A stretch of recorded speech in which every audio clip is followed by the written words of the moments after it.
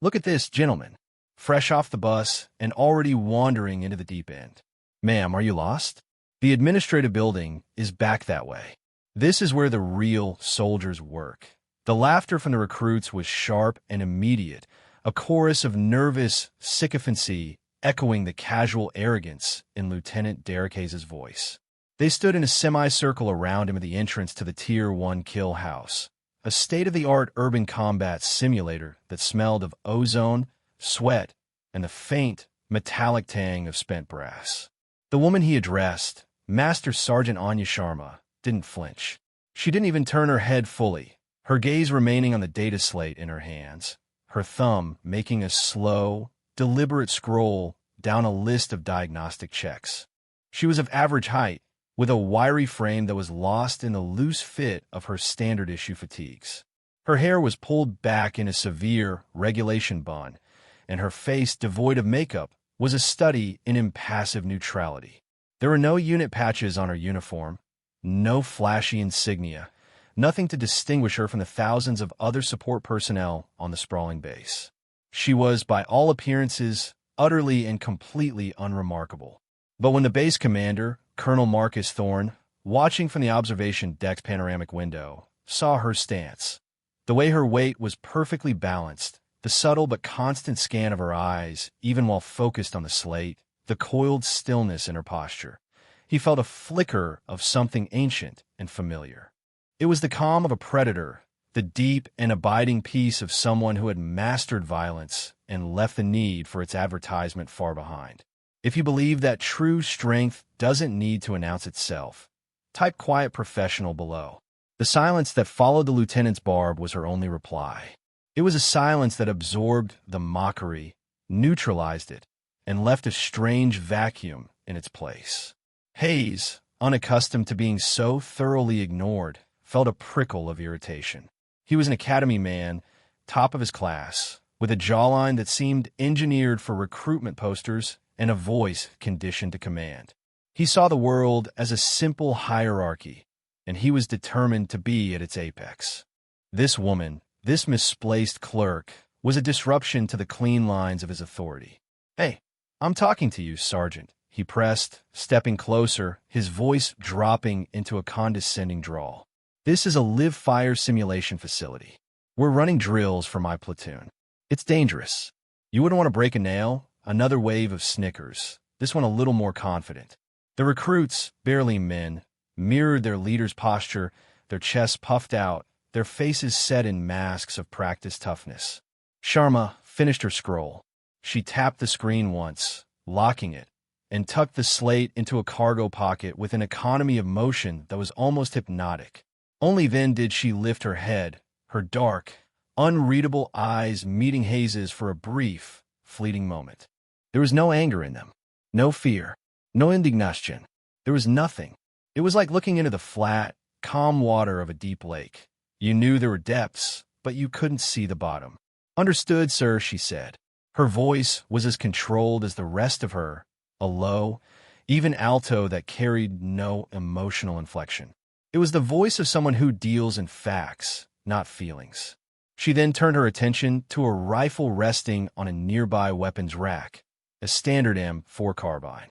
Her hands moved over it with a familiar reverence, not the fumbling of a novice, but the practiced, intimate touch of a master craftsman with a favorite tool.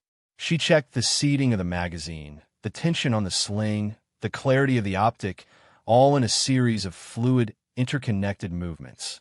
Hayes watched her, a smirk playing on his lips. He mistook her professionalism for a quaint attempt to look like she belonged. He saw her as an amateur playing a part, a woman trying to fit into a man's world by mimicking the motions. He couldn't see the thousands of hours of repetition behind those movements, the muscle memory forged in the crucible of real-world operations, so deeply ingrained that it was no longer a conscious thought, but an extension of her very being. The recruits shuffled their feet, the initial humor of the situation beginning to curdle into a kind of awkward tension. They had come here to be molded into warriors by the confident Lieutenant Hayes. They had expected a morning of high-speed drills, of shouting and sweat and the thrill of simulated combat. They had not expected this strange, quiet confrontation. Sharma's silence was a challenge, more potent than any shouted retort. It was a silent, powerful statement of competence that Hayes, blinded by his own ego, was completely incapable of reading. He saw a quiet woman. Colonel Thorne, from his perch above, saw a weapon. He saw the living embodiment of the creed he had spent his life upholding. Deeds, not words. The air in the facility was thick with unspoken assumptions, a dense fog of prejudice that was about to be burned away by a demonstration of skill so profound it would be seared into the memory of everyone present. The stage was set. The players were in their places. The humiliation was complete. And now, the lesson was about to begin. The first part of the lesson was failure, and Lieutenant Hayes was a gifted teacher. He strode to the front of his assembled platoon, the awkward moment with the mysterious sergeant already pushed to the back of his mind, replaced by the familiar surge of command presence. "All right, listen up," he barked, his voice bouncing off the concrete walls. "The scenario is designated Tango Down. We have a high-value target, a known insurgent leader, holed up on the third floor of this structure. Intel says he has 4 to 6 armed guards and at least 2 civilian hostages. Standard rules of engagement are in effect. Your mission is to enter, neutralize all hostile threats, secure the HVT, and extract the hostages. Speed, surprise, and violence of action, gentlemen. That is our mantra. Move with purpose. Dominate every room." Any questions? There were none. His men were a reflection of his own youthful confidence, eager and untested. They were armed with the best equipment, trained in the latest doctrines, and led by an officer who believed, with every fiber of his being, in his own infallibility. What could possibly go wrong? Colonel Thorne, watching from the control room, leaned forward, his elbows resting on the console that displayed a dozen different camera feeds from within the shoot house. He had seen this scenario run 100 times. It was a nightmare by design, a carefully crafted exercise in chaos meant to test a unit's ability to process information under extreme duress. Speed and aggression alone wouldn't solve it. It required something more, a surgical precision, an almost precognitive understanding of angles and timing. It required a level of collective calm that Hayes's platoon, buzzing with nervous energy, clearly did not possess. The breach was loud and sloppy. The explosive charge they used on the door was overpowered, sending shrapnel and debris flying into the entryway. A fatal mistake if the first room had contained a hostage. They poured inside, a jumble of limbs and weapons, shouting over one another on the comms. "Go, go, go. First squad left. Second, right?" Hayes's voice was a sharp crackle over the speakers in the control room. The first room was cleared, but not efficiently. They moved like individuals, not a cohesive unit. They bumped into each other, flagged each other with their weapon barrels, and spent precious seconds figuring out their sectors of fire. Sharma, who had moved to a quiet corner of the staging area, watched the main monitor without comment. Her posture was relaxed, but her eyes missed nothing.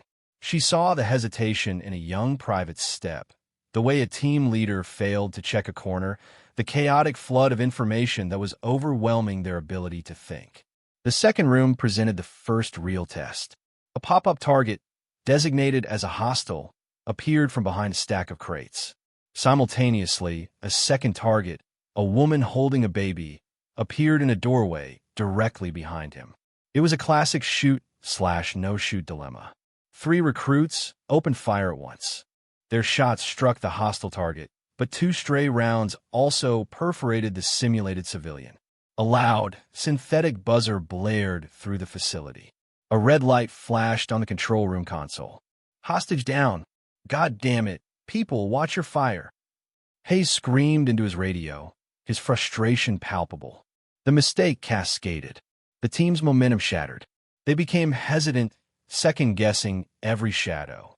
They moved too slowly into the next hallway, allowing a hidden hostile target to get off a burst of simulated fire that took out their point man. Another buzzer. Another red light. From his vantage point, Colonel Thorne could see the entire structure of their discipline collapsing. They were reacting, not acting. They were being controlled by the scenario instead of controlling the space.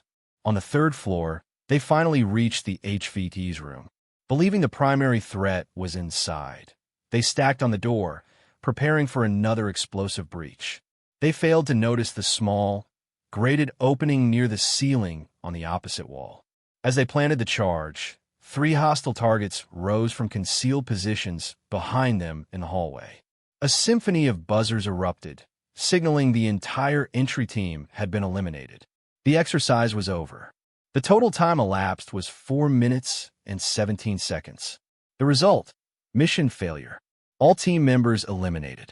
2 hostages killed. HVT not secured. A complete and utter disaster. A heavy silence fell over the control room. On the monitor, the surviving recruits stood amidst the aftermath, their shoulders slumped in defeat. Lieutenant Hayes stormed out of the shoot house, his face flushed with anger and embarrassment. He ripped off his helmet, running a hand through his sweat-soaked hair. "That scenario is unwinnable," he declared, his voice echoing in the cavernous space. He wasn't speaking to anyone in particular, but to the universe that had conspired to make him look foolish. The timing is impossible. The target placement is unfair. It's a setup. It was then that his eyes fell on Master Sergeant Sharma. She was still standing in the corner, her expression unchanged. In her quiet stillness, he saw not a fellow soldier, but a silent judge. His humiliation curdled into a new, more potent strain of arrogance, the kind born from a desperate need to deflect blame. He stalked towards her, a cruel smirk twisting his lips. "You know what? You've been watching this whole time, Sergeant. You seem to have it all figured out." He unbuckled his own rifle and shoved it unceremoniously into her hands. The weight of it settled into her grasp with a familiar comfort. "Why don't you show us how it's done? Go on, run the course. Show all of us how a real professional handles an unfair scenario. Or are you just good at standing around and looking unimpressed?" The recruits, chastened by their failure, looked on with a mixture of morbid curiosity and apprehension. This felt different. It was no longer a joke. It was a direct, public challenge. Colonel Thorne, in the control room, leaned back in his chair. A slow smile spread across his face. He keyed his microphone, his voice a calm, authoritative rumble that filled the entire facility. "Run the simulation again. Same parameters. Clock starts on the first shot." The challenge had been issued. The gauntlet had been thrown. And Anya Sharma, the quiet professional, simply gave a single, curt nod. The demonstration was about to begin. She did not bother with the tactical vest, the helmet, or the array of high-tech gear Lieutenant Hayes and his men had worn. Such things were tools. And for this, she needed only the fundamentals: a rifle, a sidearm, and the ingrained knowledge of 1,000 similar rooms. She picked up a spare pistol from the rack, checked its action with a smooth, practiced motion, and slid it into the simple holster on her belt.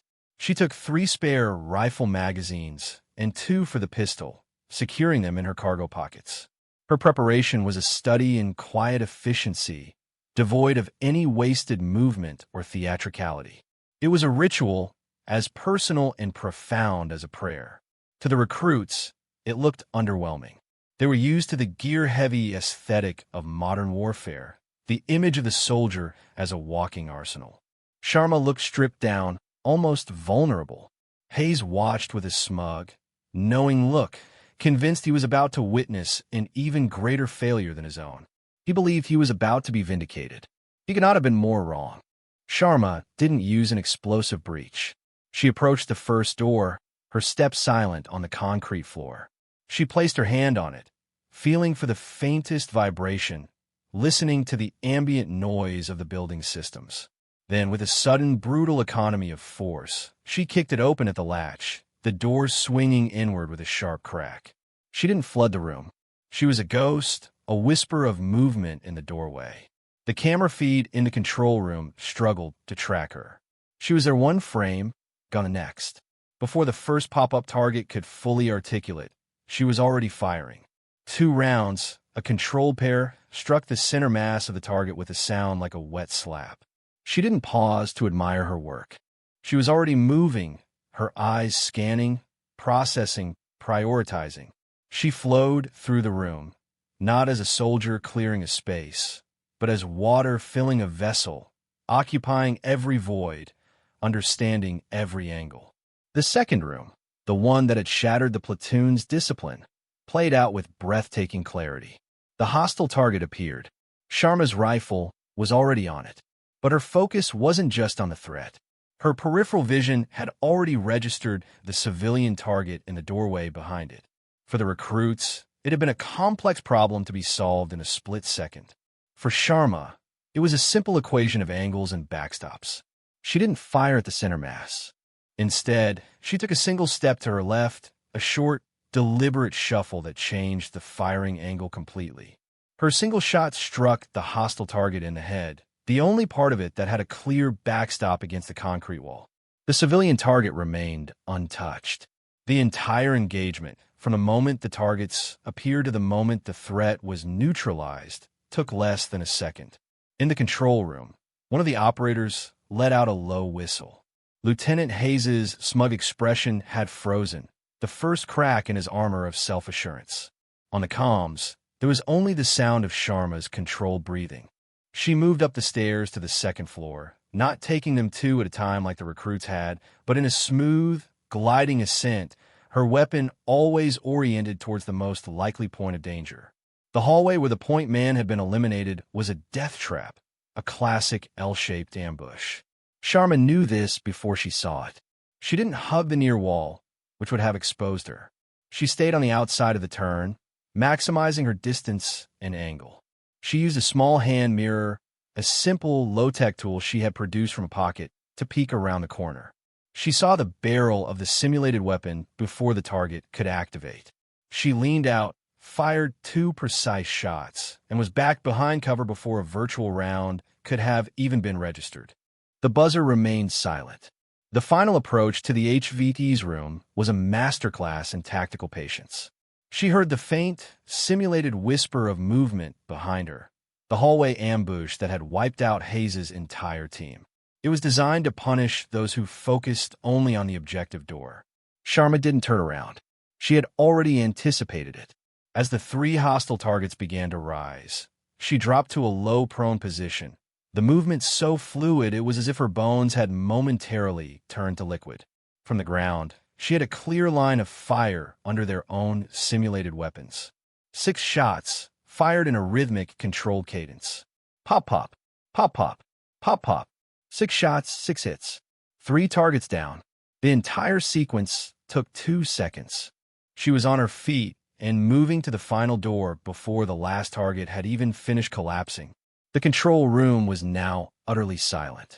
The recruits stood shoulder to shoulder, their eyes glued to the monitor, their mouths slightly agape.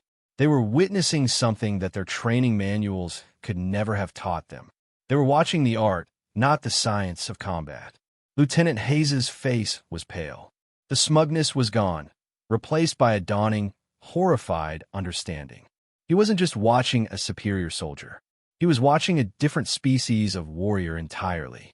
The final door opened. Inside, the HVD target stood next to a hostage, a simulated pistol to her head. It was the ultimate test of precision and judgment. Sharma fired a single round. The bullet struck the HVD target directly in the tiny, exposed sliver of its head between the hostage's temple and the barrel of the pistol.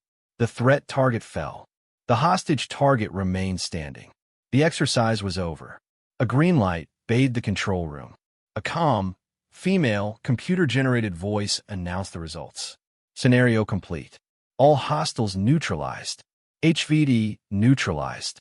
All hostages secure. Time elapsed. 58 seconds, 58 seconds. Less than a minute. Would have been an unwinnable, unfair, impossible scenario for a platoon of trained soldiers had been solved by a single, unassuming woman in less time than it took to make a pot of coffee. The deafening silence that followed was more profound than any explosion. It was a silence filled with the shattering of assumptions, the collapse of arrogance, and the birth of a legend. In that moment, Anya Sharma had not just cleared a building. She had cleared a room full of prejudice, leaving only awe and respect in her wake. The silence in the control room stretched for a full 10 seconds, an eternity in military time. It was a vacuum of sound, filled only by the low hum of the servers and the frantic, disbelieving thoughts of everyone present. Lieutenant Hayes stood as if frozen, his face a mask of chalky white. The confident smirk he wore as a permanent fixture was gone, replaced by a slack-jawed expression of pure, unadulterated shock. He stared at the monitor, at the final, perfect image of the neutralized HVT and the unharmed hostage, and his mind simply refused to process what it had just seen. 58 seconds. It wasn't just a good time. It was a time that bordered on the supernatural. It was a time that belonged in a file, not on a scoreboard. It was then that Colonel Thorne's voice, calm and clear, crackled over the room's speakers, cutting through the stunned silence like a razor. Lieutenant Hayes. Master Sergeant Sharma. My office. Now, the walk from the simulation center to the command building was the longest of Lieutenant Hayes's young life. He walked a few paces behind Sharma, his eyes fixed on the back of her head. He was seeing her for the first time, not as the misplaced clerk he had mocked, but as an enigma, a force of nature wrapped in a plain brown uniform. She walked with the same unhurried, economical grace she had displayed in the kill house, her back straight, her head held high. She offered no comment, no glance back, no acknowledgement of the monumental feat she had just performed. Her silence was no longer puzzling to him. It was terrifying. It was the silence of a deep and powerful ocean, and he had been a fool, splashing arrogantly in the shallows. The recruits watched them go, parting like a school of fish for a shark. Their whispers followed them, a rising tide of awe and speculation. Did you see that shot? She didn't even sweat. Who is she? Colonel Thorne's office was Spartan and immaculate, dominated by a large mahogany desk and the flags of the United States and his command. He was standing by the window when they entered, looking out over the sprawling base. He didn't turn around immediately, letting the two of them stand at attention in the center of the room. He was letting the tension build, allowing the lesson to fully marinate in the lieutenant's mind. Finally, he turned, his gaze hard and direct. He ignored Hayes completely. His eyes were fixed on Sharma. It's been a while, Anya, he said, his voice softening with a warmth and respect that stunned Hayes to his core. He had never heard the colonel use that tone with anyone, let alone an NCO. Last I heard, you were in the Hindu Kush, giving the locals a lesson in asymmetrical warfare. Sharma's impassive facade finally broke, but only slightly. The corners of her mouth turned up in a minuscule, almost imperceptible smile. They were quick learners, sir, she replied, her voice still a quiet alto. It's good to see you too, Marcus. She called the colonel by his first name. Hayes felt a fresh wave of cold dread wash over him. He wasn't just in trouble. He had committed an act of sacrilege without even knowing it. Thorne gestured to the large monitor on the wall behind his desk. With a few taps on his keyboard, he brought up a personnel file. It was almost entirely blacked out, covered in the digital equivalent of thick marker redactions. But some fields were visible, and what they showed was enough to stop Hayes's heart. He read the words as if they were from a foreign language. Name, Sharma, Anya. Rank, Master Sergeant. Unit, Classified Special Missions Unit. Designation, Operator, Team Leader, Tier 1. The narrator's voice would later describe this moment with a staccato rhythm, each credential landing like a hammer blow. Combat déploiement. Suivantine, location classifiée. Mission profile, direct action, hostage rescue, special reconnaissance. Skills, Master Breacher, Advanced Urban Combat Instructor, High Threat Driving Instructor, Master Parachutist, Combat Diver, Advanced Interrogator. Awards, Distinguished Service Cross. Silver Star with 3rd Oak Leaf Cluster. Bronze Star with V Device, 6th Oak Leaf Cluster. Purple Heart with 4th Oak Leaf Cluster. The list scrolled on, a litany of heroism and sacrifice that was almost impossible to comprehend. This wasn't a service record. It was the biography of a ghost, a living legend who operated in the shadows of the world's most dangerous places. This was the woman Hayes had told to go back to the administrative building. This was the woman he had patronizingly warned not to break a nail. The blood drained from his face, leaving him looking hollowed out and sick. Colonel Thorne let the information hang in the air for a long moment before he turned off the screen. He walked slowly around his desk until he was standing directly in front of Sharma. He straightened his uniform, stood to his full height, and rendered a salute so crisp and formal it seemed to cut the air. It was a gesture of profound, almost reverent respect, a full-bird colonel saluting a master sergeant. Master Sergeant Sharma, Thorne said, his voice ringing with authority, is here on my personal invitation. She is conducting a quiet audit of this base's training readiness and tactical procedures. She is, without exaggeration, one of the most experienced and effective combat soldiers this nation has ever produced. Her unassuming appearance, Lieutenant, is not an accident. It's a weapon. It's a form of camouflage that allows her to assess people and situations without the interference of rank or reputation. He finally turned his gaze to Hayes, and the warmth was gone, replaced by glacial disappointment. You, on the other hand, wear your rank like a costume. You confused authority with wisdom. You saw a woman, and you assumed weakness. You saw silence, and you assumed ignorance.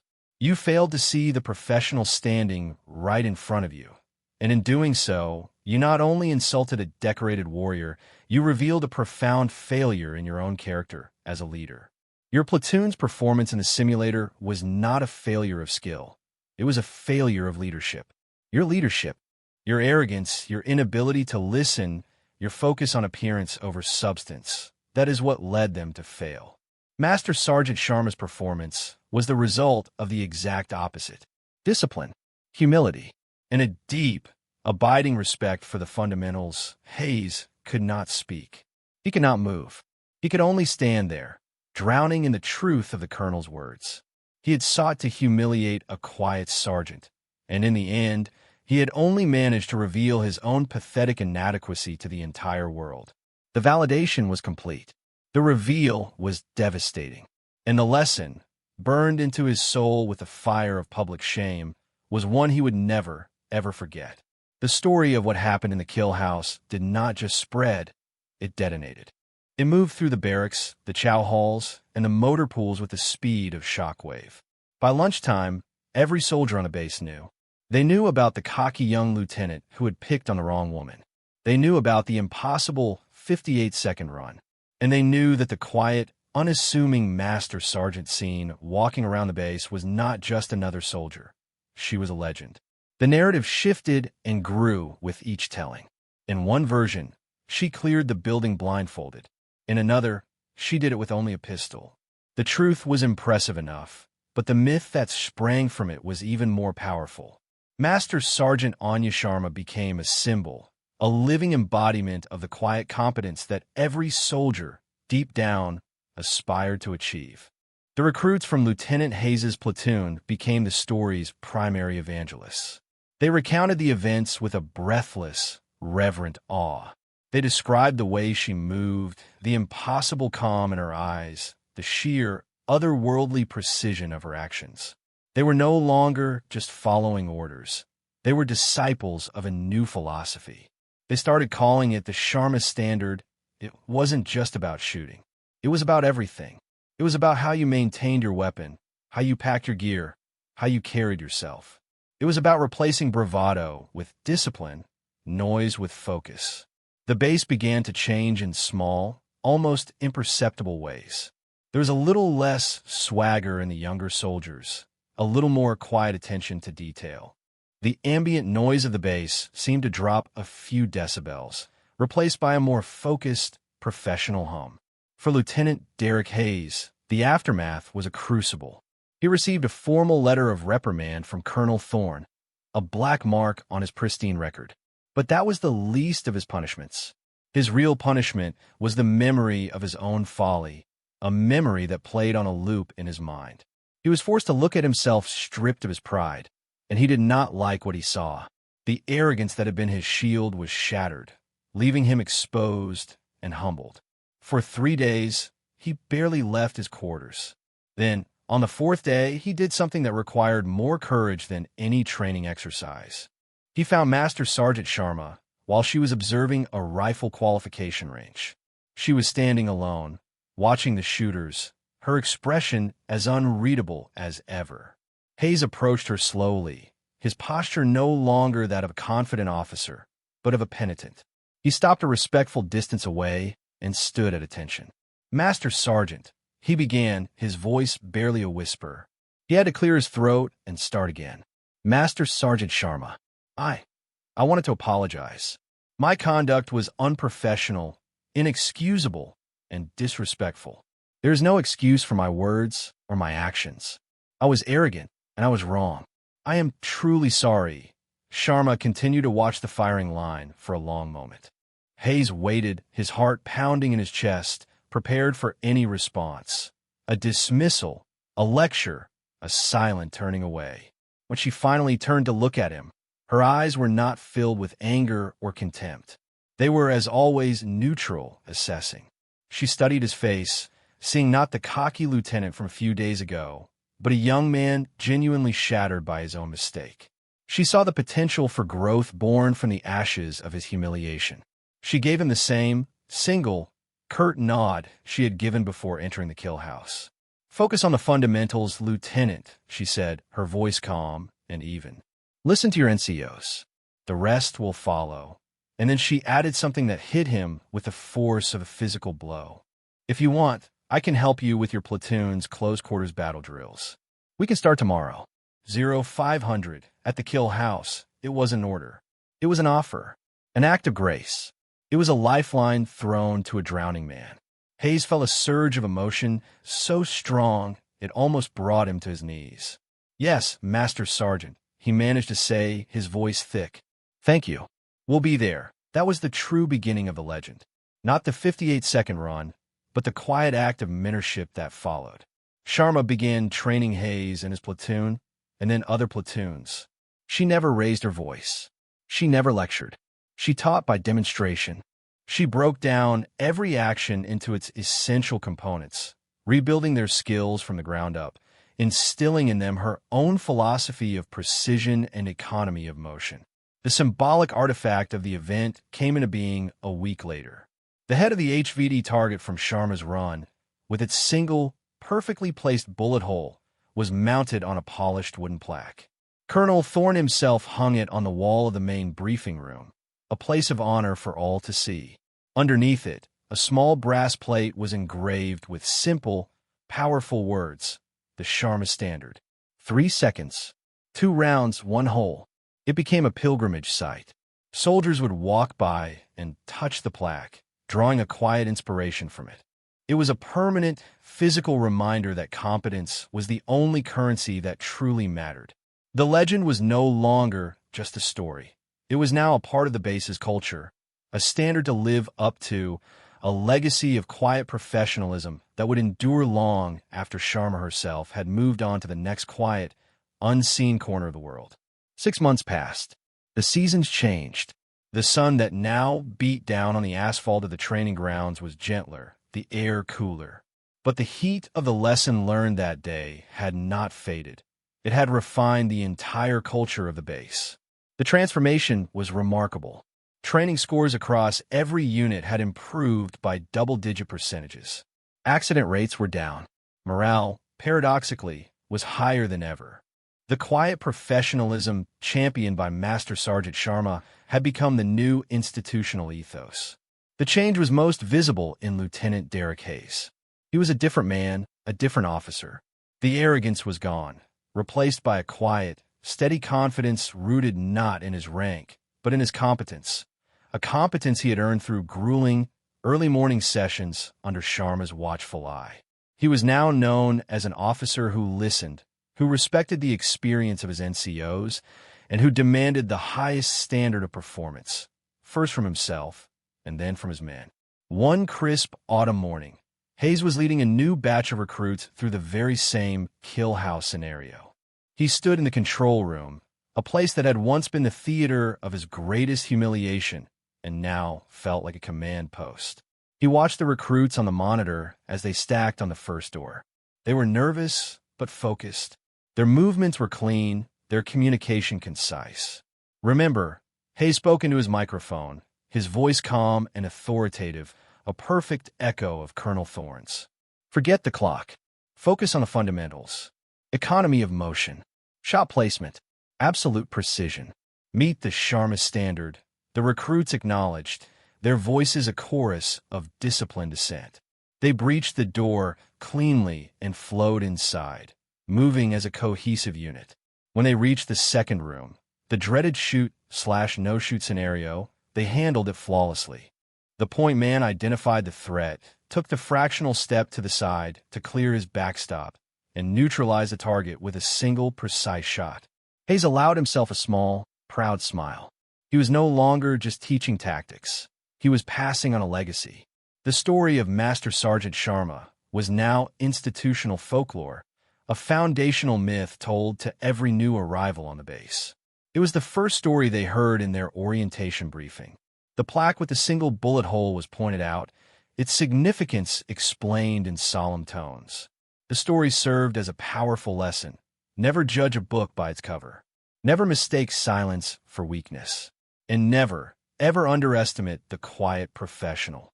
Anya Sharma herself was long gone. She had finished her audit and disappeared as quietly as she had arrived, leaving behind nothing but a transformed military base and a legend that would be told for generations. She had not sought fame or recognition. That was never her way. Her reward was the quiet satisfaction of a job well done, of leaving a place better than she had found it. Her legacy wasn't in the plaque on the wall or the stories told in the barracks. It was in the steady hands of a young private clearing a corner correctly.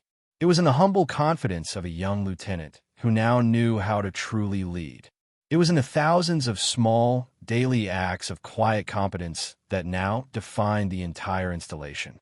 True legacy is not a monument you build to yourself.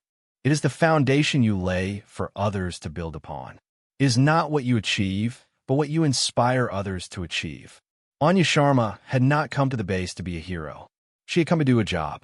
But in doing her job with absolute, uncompromising excellence, she had reminded everyone of a timeless truth, that a person's worth is not measured by the volume of their voice, but by the depth of their character and the quality of their actions. The world is full of loud voices demanding respect, but it is the quiet professionals, the silent masters of their craft, who truly earn it. They are the bedrock of every great institution, the unseen architects of victory, the guardians of the standard. They don't need applause. Their work is their witness, and their legacy is the excellence that continues long after they are gone. For more stories where competence triumphs over arrogance and where quiet professionalism defines their worth, subscribe to Unknown Heroine Stories.